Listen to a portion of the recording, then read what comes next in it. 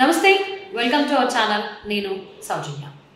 So ఆర్జీవీకి AP సర్కార్ నుంచి 1,14,00,000 deposit అయింది అనే దానికి సంబంధించి చాలా కథనాలు వస్తున్నాయి. సో మరి ఇంతకీ ఆయనకి అంత డబ్బు, అంత మొత్తంలో అంటే 1,14,00,000 రూపాయలు ఇవ్వాల్సినటువంటి అవసరం ఏమొచ్చింది? ఆయన జగన్మోహన్ రెడ్డికి కావచ్చు, జగన్మోహన్ రెడ్డి సర్కార్కి కావచ్చు, అంటే అది ప్రభుత్వం అన్నాం కాబట్టి ప్రభుత్వానికి అది చేసిన సేవ ఏంటి? ఇలా చాలా ప్రశ్నలు తలెత్తుతున్నాయి చాలా మందిలో.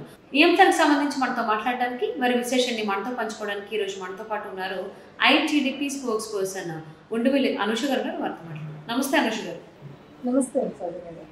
సో జగన్మోహన్ రెడ్డి ఆర్జీవీ ఖాతాలోకి 1,14,00,000 రూపాయలు జమ చేయించారు అని చెప్పి వార్తలు వస్తున్నాయి. సో మరి అది కూడా ఏంటి? ప్రజాధనం, ఏపీ ప్రజల ధనాన్ని ఆయన ఈ రకంగా ఇవ్వడం దాన్ని ఏ విధంగా చూడాలి? అసలు ఆర్జీవీ ఏపీకి చేసినటువంటి సేవ ఏంటి అని డబ్బులు తీసుకోవడానికి? ఆర్జీవీ ఏపీకి సేవ చేయలేదండి, వైఎస్ఆర్సీపీ పార్టీ మీద ఉద్ధరిద్దామని. ఎలానూ చిల్లరోడు కాబట్టి ఆర్జీవీలా అంటాడు, అతనితో చిల్లర వేషాలు వేయిద్దామని నాకు తెలిసి ఎలక్షన్ కోడ్కి వచ్చే 2 రోజుల ముందు అతని అకౌంట్లోకి అమౌంట్ అనేది ట్రాన్స్ఫర్ చేయడం జరిగింది. అతని కోసం జీవో రిలీజ్ చేసి అమౌంట్ అనేది ఇవ్వడం జరిగింది. ఎలాంటి చిల్లర పనులు చేయడానికి అంటే, ఈరోజు election commission officer Mukesh Kumar Meena గారి దగ్గరికి వెళ్ళి, సార్ ఈరోజు మోడల్ మోడ్ ఆఫ్ కాండక్ట్ వచ్చిన తర్వాత, అంటే ఎలక్షన్ కోడ్ వచ్చిన తర్వాత కూడా ఆంధ్ర రాష్ట్రంలో ఉన్న ఆడబిడ్డలకి ఎక్కడ రక్షణ లేదు. ఈరోజు వాళ్ళని ఒక పేపర్ ఆర్టికల్ ద్వారా మార్ఫ్డ్ పిక్చర్ చేసి అదేదో పేపర్లో వచ్చినట్లు చిత్రీకరించి దాన్ని వైఎస్ఆర్సీపీ సోషల్ మీడియా నుంచి విపరీతంగా సర్క్యులేట్ చేస్తున్నారు. ఈరోజు మమ్మల్ని మరింత దిగజార్చే విధంగా, అంటే ఆంధ్ర రాష్ట్రంలో ఉండి జగన్మోహన్ రెడ్డి యొక్క సర్కార్ని ప్రశ్నిస్తే మరింత దిగజార్చే విధంగా మా పైన రాతలు రాస్తున్నారు. దీనిపైన ఖచ్చితంగా యాక్షన్ తీసుకోండి సార్, ఇది ఇంకా క్రూరంగా మారేలా ఉంది, ఎందుకంటే ఇంకా దిగజారిపోతున్నారు అని చెప్పేసి మేము మా గోడు వెళ్ళబుచ్చుకుని ఒక కంప్లైంట్ వచ్చి బయటకు వచ్చి ఎలక్షన్ కమిషన్ ఆఫీస్ బయట మేము ఒక ఫోటో దిగి ఇక్కడ కంప్లైంట్ ఇచ్చాము. మీకు రౌడీ మూకలు ఎవరైతే ఉన్నారో, ఇలాంటి నీచ స్థాయికి తెచ్చారిన వాళ్ళు ఎవరైతే ఉన్నారో వాళ్ళందరికీ నూకలు చెల్లింది అన్నట్లు మేము ఒక పోస్ట్ పెడితే, ఎంత సిగ్గులేనితనం అంటే, ఆర్జీవీ ఒకప్పుడేమో గొప్ప సినిమాలు తీశాడు అన్నారు, బాలీవుడ్ని కూడా ఒకప్పుడు ఏలేడు అన్నారు. అలాంటిది ఈరోజు ఆ సిగ్గులేని వాడికి కనీసం వాడికి డబ్బులు లేకపోతే చిల్లర్కి ఆశపడి ఇలాంటి చీప్ కిడ్స్కి అనేది ఈరోజు ఆర్జీవీ ఒప్పుకుంటున్నారు. ఎలా ఒక మార్ఫ్ చేసి ఎవరైతే కంప్లైంట్ ఇచ్చిన 3 మహిళలు ఉన్నామో ఆ 3 మహిళలవి ఫొటోస్ పవన్ కళ్యాణ్ గారి లాగా, అదేవిధంగా చంద్రబాబు నాయుడు గారి లాగా, లోకేష్ గారి లాగా మార్ఫ్ చేసి దాన్ని ట్విట్టర్లో పోస్ట్ చేయడం జరిగింది. అంటే ఆర్జీవీ లాంటి వీధి కుక్కల్ని, ఊర కుక్కల్ని ఈరోజు తీసుకొచ్చి గవర్నమెంట్లో ఉండేవాళ్ళు ఈరోజు ఇలాంటివి చేయలేరు కాబట్టి ఇలాంటి వీధి కుక్కలతో ట్రోల్ చేయించుకోవడానికి మాత్రమే జాబ్లో పెట్టుకున్నట్లు మన ముఖ్యమంత్రి గారు తెలుస్తున్నారు, క్లియర్గా తెలుస్తుంది. సో అంటే ఆర్జీవీ తన ట్విట్టర్ అకౌంట్ కూడా ఐప్యాక్ ఇచ్చేసినట్లుగా కూడా అంటున్నారు. సో అలాగే ఆయన కొన్ని సినిమాలు కూడా తీయడం జరిగింది జగన్మోహన్ రెడ్డికి అనుకూలంగా.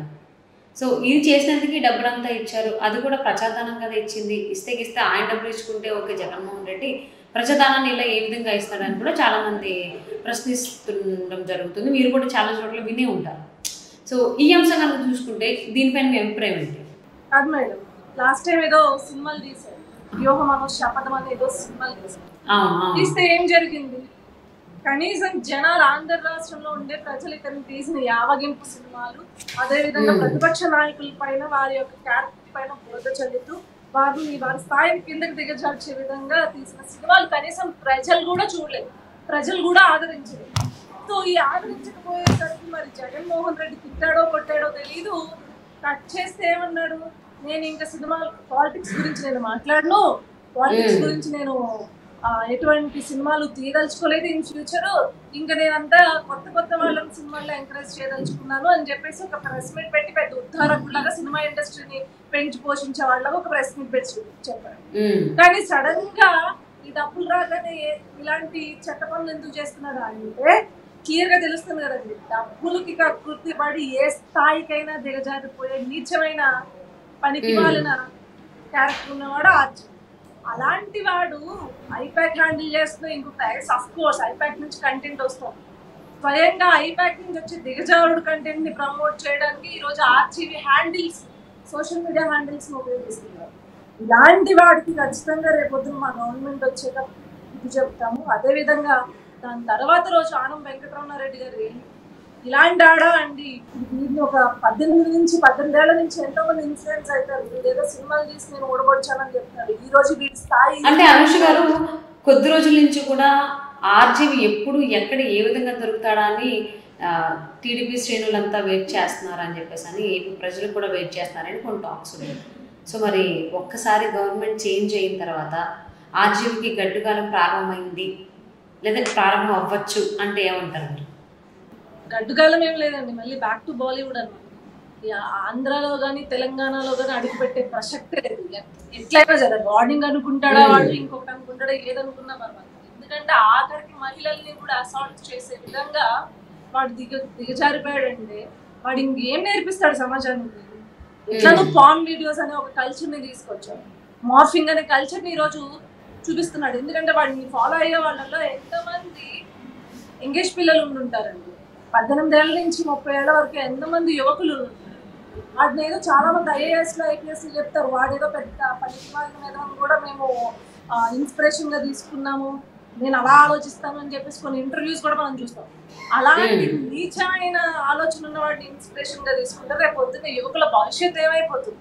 వాళ్ళు ఏ స్థాయిలో వాళ్ళు ఒకవేళ ఉన్నత స్థాయిలో వాళ్ళు ఉద్యోగాలు చేసినా వాళ్ళు ఇలానే చీప్ గా ఆలోచిస్తారు. సో ఇలాంటి చీడ పురుగుని సమూలంగా మనం నాశనం చేయాలి తప్పించి దీంట్లో బెదిరించడాలు లేవు, భయపెట్టడాలు లేవు. ఆర్జీవి అనేవాడు ఖచ్చితంగా ఈ 2 తెలుగు రాష్ట్రాల్లోనూ ఉంటే గనక 2 తెలుగు రాష్ట్రాలు తెలుగు ప్రజలకు చెప్తారు. సో అలాగే ఇంకొకటి ఏంటి అంటే ఆర్జీవికి ఇప్పుడు ఏదైతే 1,14,00,000 రూపాయలు ఇచ్చారో సో ఇవి ఎందుకు అని ప్రశ్నిస్తుంటే ప్రభుత్వం నుంచి అయితే ఎటువంటి సమాధానం లేదు. ఒకవేళ వస్తే ఏదో ఆ లెక్కలని ఈ లెక్కలని ఏవో ఒక బూచి లెక్కలు చూపించవచ్చు. సో అలా చూపిస్తే మీరు ఎలాంటి ప్లాన్లో ముందుకెళ్దాం అనుకుంటున్నారు? ఎందుకు ఇచ్చారో చెప్పండి. ఆర్జీవిని బయటకు వచ్చి ఇక్కడ ఐ డ్రీమ్ ముందో లేకపోతే ఇంకొక ఛానల్ ముందో కూర్చొని సొల్లు కౌరులు చెప్తారు కదా స్వప్నతో కలిసి. అడగమని చెప్పండి, అసలు ఆంధ్ర రాష్ట్ర ప్రభుత్వం నీకు ఎందుకయ్యా డబ్బులు ఇచ్చింది? నాకు ఎవరు డబ్బులు ఇవ్వరు, నాకు నిర్మాతలు ఉన్నారు, నాకు ఇది ఉంది అని చెప్పేసి సొల్లు కౌరులు చెప్తాడు కదా.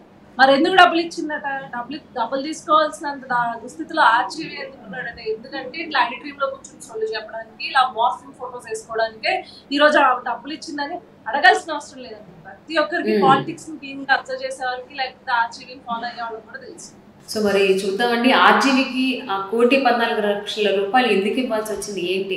సో మరి దానికి ఏమైనా లెక్కలు ఉన్నాయా లేకపోతే లేదా, లేకపోతే వాళ్ళ స్వలాభం కోసం చేయించుకునే పనులు ప్రజాధనాన్ని ఏ విధంగా ఎండగడుతున్నారు అనేది చూద్దాం రాబోయే రోజుల సమాధానం కోసం. ఈవెన్ ఒక్కసారి గవర్నమెంట్ మారిన తర్వాత కూడా సో ఏం చేస్తారు అనేది మీకు ప్లాన్స్ ఉన్నాయి కాబట్టి let's wait and see. And thank you so much Anush గారు.